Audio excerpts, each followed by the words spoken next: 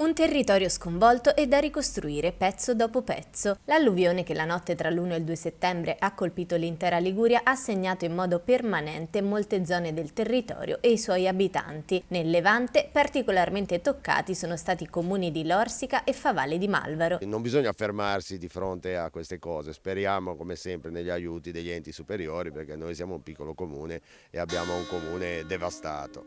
Sono ancora tanti lavori da fare. Sì, tantissimi. C'è una parte in somma urgenza che è già stata deliberata e stanno operando le ditte.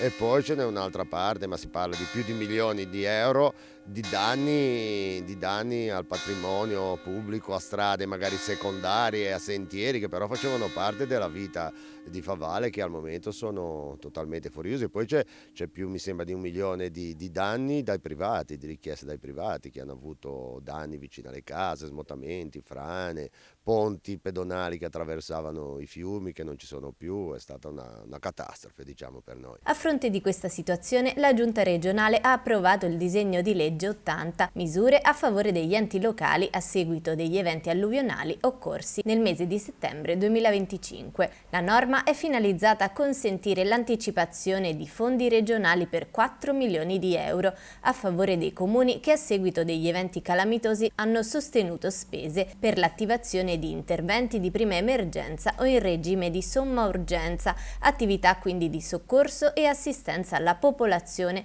o di ripristino di funzionalità di servizi essenziali. La regione, purtroppo c'è stato anche altri eventi, ci anticiperà un qualcosa sperando poi che lo Stato nazionale faccia calamità nazionale e almeno gli aiuti saranno superiori, perché la regione da sola non può sopperire ovviamente a queste emergenze, soprattutto noi a Lorsica che siamo i più devastati. Un disegno di legge volto a garantire un sostegno concreto alle amministrazioni locali. Gli uffici della Protezione Civile poi continuano ad essere in contatto con il Dipartimento Nazionale per sollecitare l'approvazione della richiesta dello stato di emergenza inviata a Roma il 24 settembre scorso. Un lavoro e un impegno che porta a braccetto istituzioni e cittadini per far rinascere un territorio che ha bisogno di aiuti per tornare a vivere e a splendere.